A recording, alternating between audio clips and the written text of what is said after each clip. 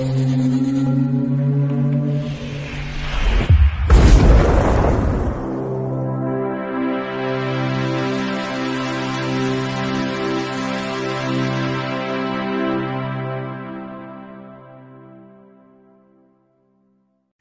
Bayek, it's me, Ian. And in today's video, I'm looking at this. This is Insidious from 2010. And before I get going, I'd just like to thank Sean again for sending me this wonderful film, amongst those others that he sent. So kind of you, and I absolutely love this. In the description, I'll put a link to his channel, so go and take a look at his channel. If you haven't subscribed, subscribe. Yeah, why not? Okay, so this film is 101 minutes long. It's 67%, and on Rotten Tomatoes, which isn't too bad, I suppose, the critics. I think generally a lot of people, as well as the critics, did actually really like this, because it's the beginning of a series of films as well. It's another series, fantastic. I love when you get all these series of films. And it was made on a budget of $1.5 million.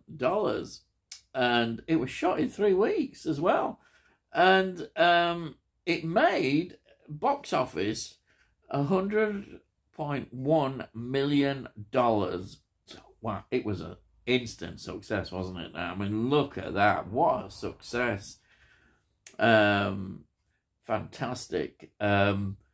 A location was done around Los Angeles. They didn't have, I suppose, costs in that. They just got on with it. Fantastic. Anyhow, let me get into the writer.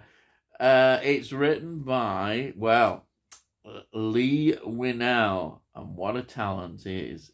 He wrote screenplay to Saw 2004, the Insidious Chapter 2, 2013, and he also directed Insidious Chapter 3, 2015. He's also Upgrade 2018, and the wonderful The Invisible Man 2020. He's a very talented, really, and he works well with James Wan. And James Wan, of course, is the director. What can I say about him? Such a talented man. He really is very talented. So he co-created all the Saw series of films, which is still going up to this year. Saw 10 we've had, and that's gone down quite well. Yeah. He also, well, he's created this now series of films of Insidious, and of course the Conjuring universe. All those wonderful films. Wow. And that started in 2013, and he's still doing it with that. You know, we've had a spin-off like the Nun 2 this year. Absolutely wonderful. And I'm so impressed by him, you know, and everybody who seems to have a good word about him, the actors involved, his enthusiasm and how he connects with them, and he really is a good actor. And what I like about him, he just gives you what you want from this kind of film. I mean, wow, what can you say? It's just wonderful to see. It really is. I'm so pleased, you know, when I watch a film like this. Well, let me get into the cast. It's Patrick Wilson, who plays Josh Lambert. Patrick Wilson, you recognise his face if you know these kind of films.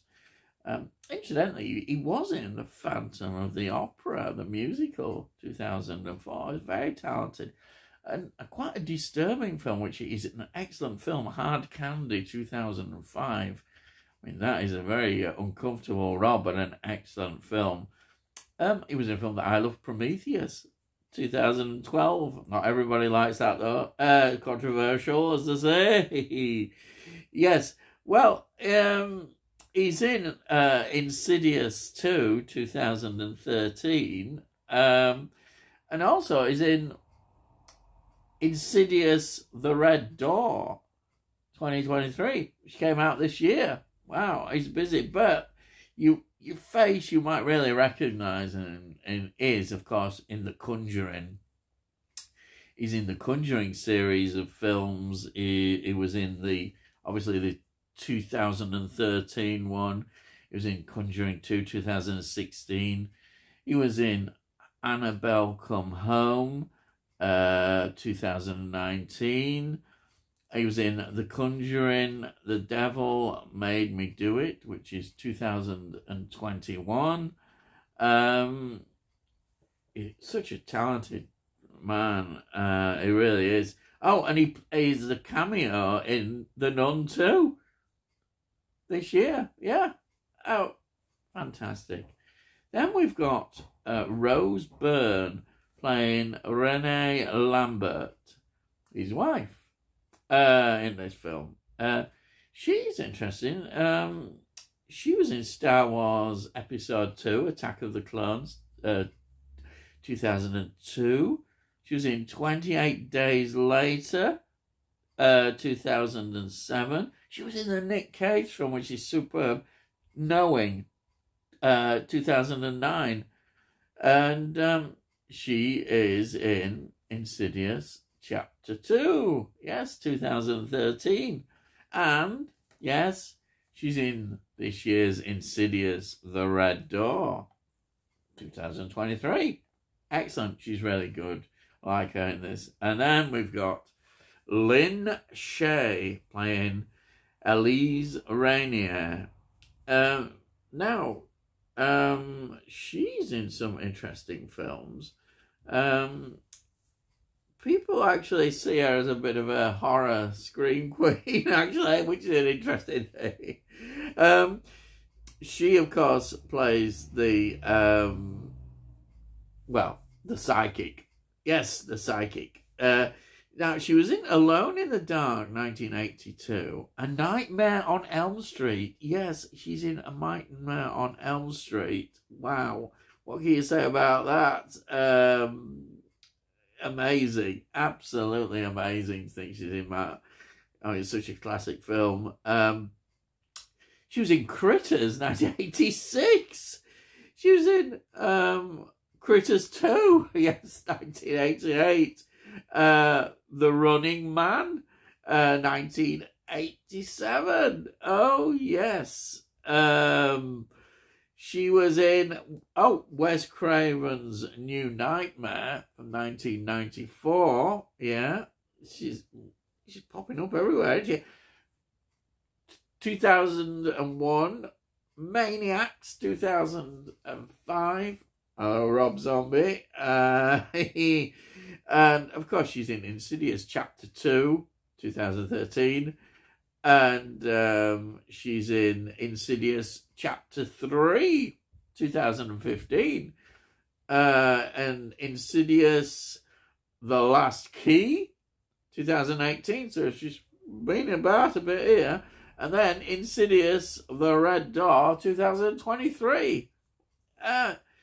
Wow. Just wonderful. Let's see. Yeah. Then we've got Ty Simpkins playing, Dalton. Their son, Dalton Lambert. Wow. He's another one that's, he's been in Iron Man 3, 2013. Jurassic World. Yeah. 2015, Jurassic World he was in. And of course, he's in Insidious Chapter 2, 2013.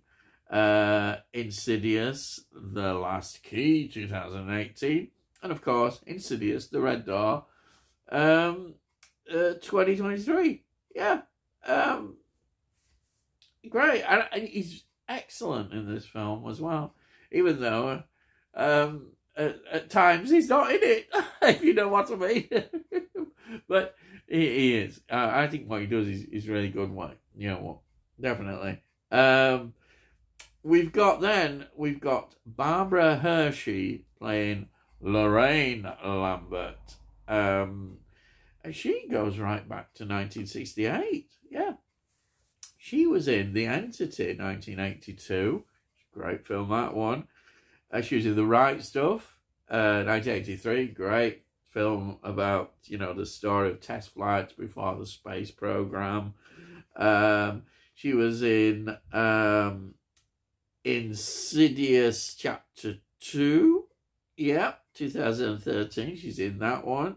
She's in, let's see, Insidious, The Last Key, 2018.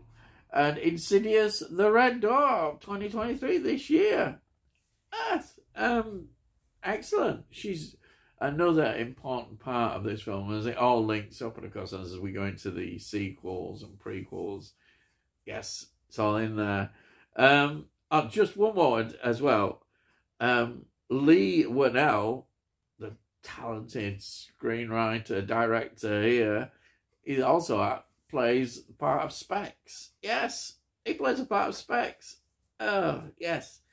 Now, as I said, this film was shot in 3 weeks, and location films, what they've got on. I mean, it's a low-budget film, and amazing to do it in 3 weeks, but the locations in Los Angeles make use of all the area that you're in, and they do it beautifully. And I say, the important thing about this film is the effects and the makeup.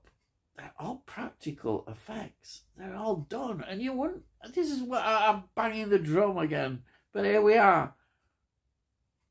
A low-budget film that produces all this, and, you know, it's incredible. Absolutely incredible, you know. And this is what I love about these kind of films. I really do.